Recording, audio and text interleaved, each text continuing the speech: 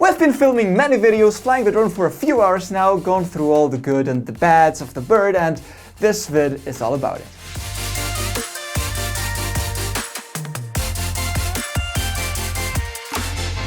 Since the DJI Mavic Mini was released 4 weeks ago, the drone market has been quite chaotic. First, all those confusions about, the laws and regulations, including ourselves too. The governments threatening with changing laws, lowering weight and all that, and skeptical people saying there's no real improvement, others arguing about the camera quality, others complaining about the drone not having anti-collision sensors. Well, one thing is for sure, and that is that it has taken the drone world by storm. First of all, for a better understanding, what are you getting for 399 bucks or euros? Well, a super capable drone replacing DJI's beginner drone, the Spark, which by the way you can't get anymore on the store in most countries. And the Mini includes also now the controller.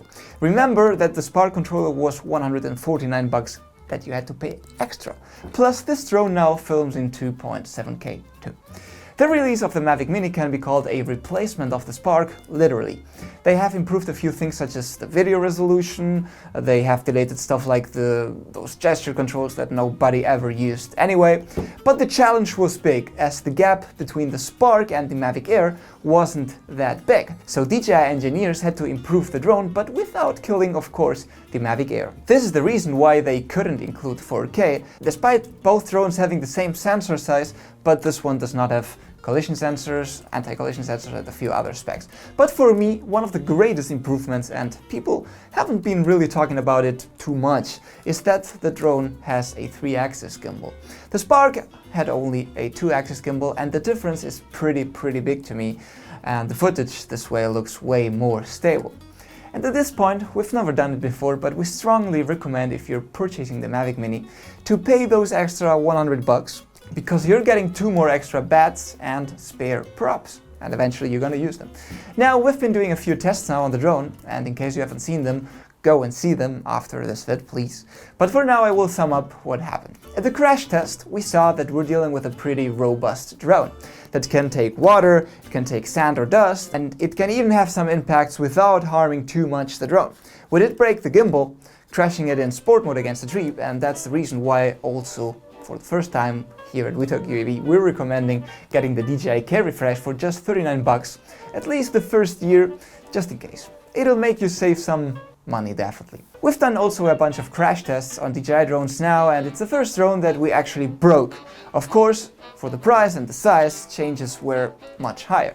We're talking here about a drone that weighs less than 250 grams. It can't really include a super hard and heavy pieces, That's why it's a much more flexible drone, which in part is also good to absorb better the impact. Let's talk now a little bit about the camera. As I mentioned on the review, I expected a way more cheaper quality look overall. A bit like a smartphone video, but I'm super surprised that the quality is really decent. There were some people complaining about the footage being too sharp, but that's not something we haven't seen in DJI drones before. Actually, I'm pretty sure if well filmed and properly edited, I put a Mavic 2 zoom footage and the Mavic Mini footage side by side, and most people won't even see a difference. I mean, what do you expect for the price? Think about the technology DJI has put and included in this 399 buck drone. Don't expect it to film like a Phantom or a Mavic 2 Pro. But hey, for most YouTube videos, or filming with your friends, or going once a year hiking in the mountains and your family, it's more than enough. If you're filming in Japan with your Sony a7 IIIR, of course it's not the right drone for your video, but if that's not your case, this drone is enough. The sensor size is exactly the same as on the Mavic Air. This is why we know that the drone could film in 4K, but DJI decided to limit it to 2.7K, which again is enough for YouTube, and I don't think they will be raising it up to 4K anytime. I'm pretty sure.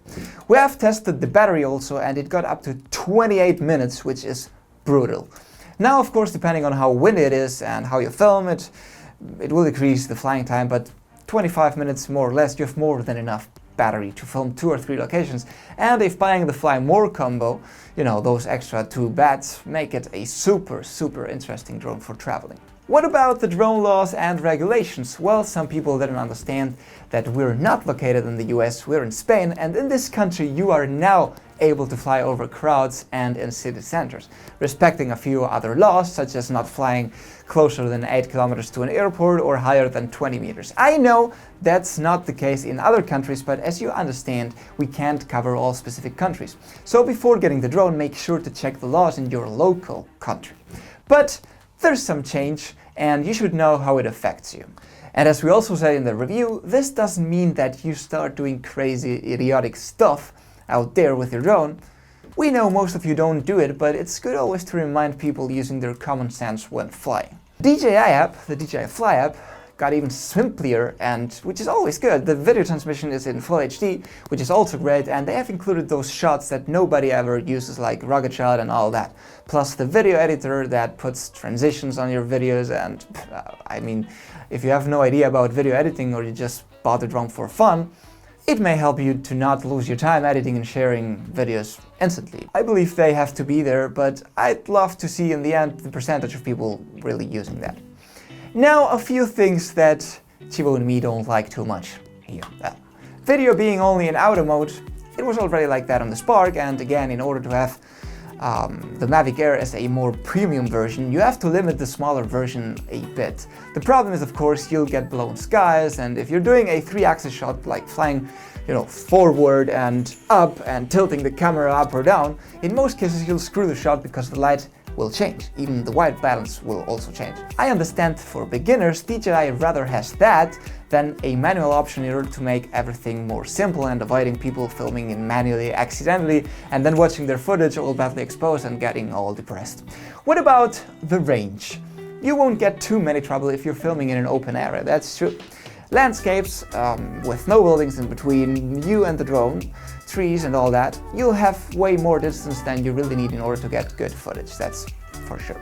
However, things change when there are buildings or interferences. We've had quite a few problems when shooting in a city, as the Mavic Mini flies in a Wi-Fi parameter signal.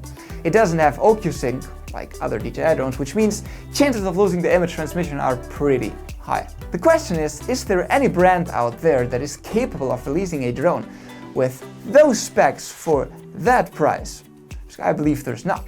DJI is always a step ahead and knows exactly what to release and when to do it in order not only to hype their products, but to kill also the competence. We had the Skydio hype a few weeks ago, not so long ago, which seems to have been lowered drastically. Other brands are now trying to get into more specific areas of drone business, like the Skydio indeed, with a drone that follows you incredibly and is meant to be a revolution.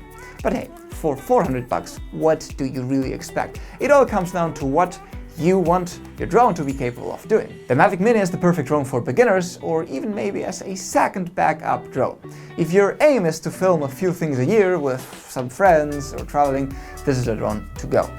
If you can sacrifice sensors, 4K and 100 megabits per second, that's fine. If not, you should aim higher for a Mavic Air. Nothing really else to say, guys. I hope that this video helped you understand a bit better our opinion on the Mavic Mini after 1 month shooting many videos and many tests. And I'd appreciate if you leave the thumb, sub if you thought that this was interesting, and always remember to keep calm and talk UAV. Oh, we're not getting to the 10-minute video. What can we do? Maybe you can dance a little bit. This is the Mavic Mini dance. There was a hazy day downtown LA when I met her on an elevator on its way up to the hotel room of my fiancé, but I never made it there.